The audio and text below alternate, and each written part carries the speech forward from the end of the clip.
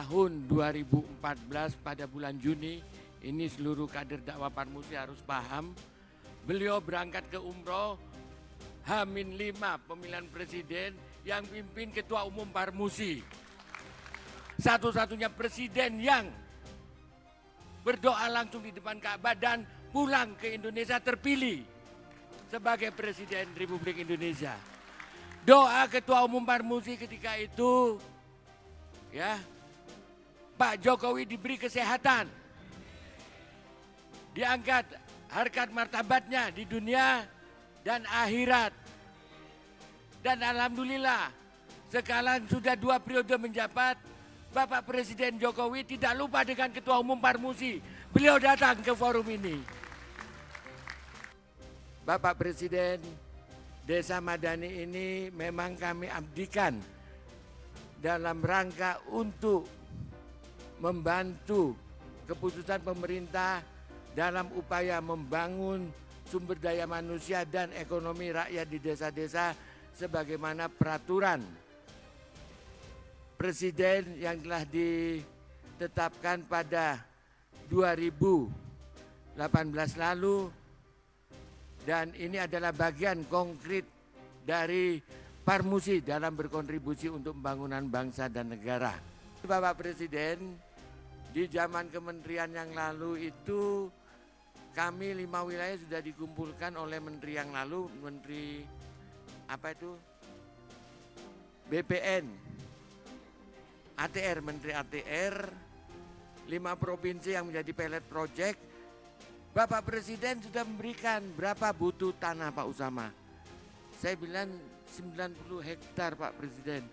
Presiden langsung mengatakan di istana ini sedikit sekali. Wah, saya kaget.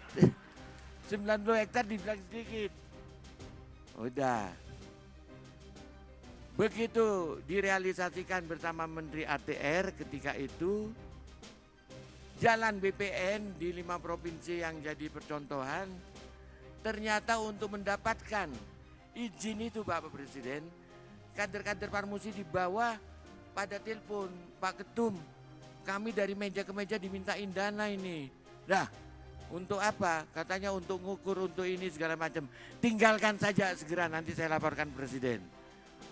Ya bagaimana? Presiden Republik Indonesia sudah ngomong, berikan tanah itu lahan-lahan supaya dikelola Parmusi, tapi di kementerian itu majekin dai-dai, ya saya laporkan aja. Saudara-saudara, kalau kondisi di struktur pemerintahan seperti itu, jangan menganggap kemudian presidennya seperti itu. Enggak, presidennya niat nawaitunya sudah bagus dalam memimpin bangsa, memihak kepada rakyat kecil. Sudah ditunjukkan, tetapi aparatur pemerintahan terkadang nakal. Nah, itu tugas antum semua untuk memberikan kesadaran pentingnya kita memihak kepada rakyat kecil. Bapak Presiden kita lihat di TV selalu memberikan perhatian kepada rakyat kecil. Mudah-mudahan ini semua juga istiqomah sampai beliau nanti menyelesaikan tugas kepemimpinannya. Kalau selesainya 2024 kita selesaikan sehat walafiat. Ini bukan dalam rangka saya mau diangkat jadi menteri ya. Tapi kalau saya diangkat jadi menteri karena memang punya program Desa Madani. Saya sangat mengapresiasi, sangat menghargai atas terselenggaranya Jambore Nasional Dai Desa Madani yang telah bekerja konkret ke desa-desa, dan saya senang dengan program Desa Madani ini karena kalau kita ingat dulu ada ABRI masuk desa. Nah, sekarang dai masuk desa. Yang siap dan siaga membangun dan menjaga desa. Ini alhamdulillah. Karena pembangunan desa itu sangat penting, sejalan dengan program pemerintah yang membangun dari pinggiran. Banyak orang menyampaikan, Pak, yang dibangun itu hanya jalan tol, hanya airport, hanya pelabuhan.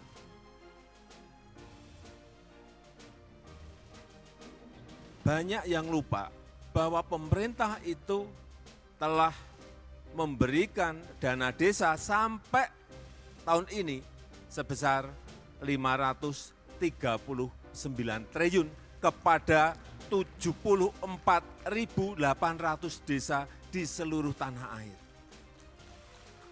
539 triliun rupiah. Dan dari total itu, dari sejak 2015 sampai 2023, telah selesai. Kalau jalan tol itu hanya sudah 9 tahun ini selesai 2040 kilometer. Tapi kalau jalan desa 9 tahun ini telah selesai 326.000 kilometer jalan desa. Ini enggak pernah ada yang ngitung. Pak, kok panjang sekali, Pak? Ya panjang, tapi itu setiap desa hanya berapa? Hanya 5 kilo.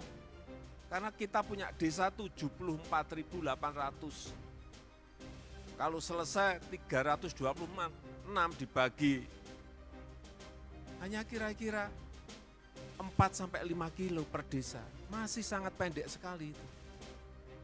Kemudian jadi embung 6.400 embung desa. Coba nanti Bapak Ibu sekalian yang ada di desa, para dai, coba cek benar enggak angka-angka ini yang saya sampaikan. Ada jalan desa baru enggak? Ada embung enggak? Ada irigasi baru enggak? Kalau enggak berarti banyak yang korup di situ.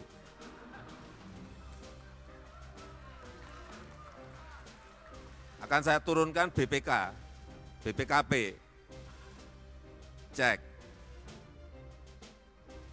Kalau enggak ada, karena hampir setiap tahun itu kurang lebih 1-2 miliar dikirimkan ke desa-desa. Jadi kalau enggak jadi barang, kepala desa yang diciduk. Desa itu juga dibangun yang namanya pasar desa. Sudah jadi 14.000 pasar desa. Bapak Ibu coba lihat, cek, ada enggak barangnya yang namanya pasar desa? Kalau enggak ada, hati-hati kepala desanya.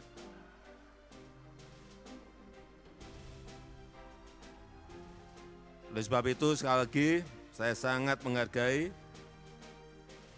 apa yang disampaikan tadi oleh Bapak Ketua Umum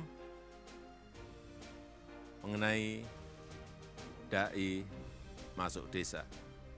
Karena pembangunan fisik yang tadi saya sampaikan, jalan desa, jembatan desa, embung di desa, pasar di desa, itu tidak ada artinya kalau kita melupakan pembangunan sumber daya manusia yang ada di sana.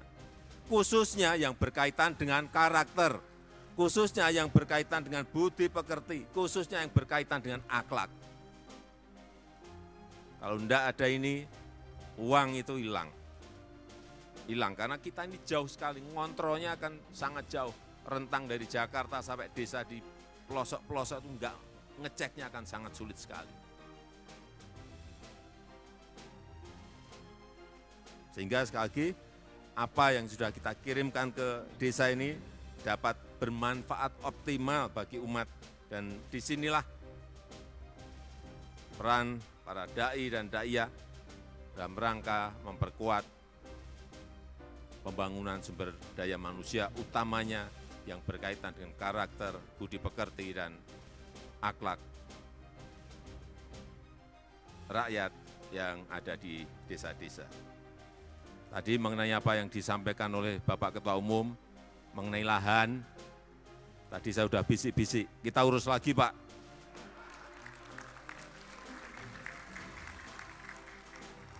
Saya kan tidak mengikuti, mestinya kalau sudah perintah itu mestinya sudah beres gitu. Kan kita nggak mengikuti semua hal. Masa sampai dari Sabang sampai Merauke kita nggak mungkin bisa tahu semuanya, yang namanya presiden nggak mungkin. Baiklah, saya rasa itu yang ingin saya sampaikan. Dan dengan mengucap Bismillahirrahmanirrahim, pada sore hari ini secara resmi saya buka Jambore Nasional Dai Desa Madani Parmusi tahun 2023. Terima kasih. Wassalamualaikum warahmatullahi wabarakatuh.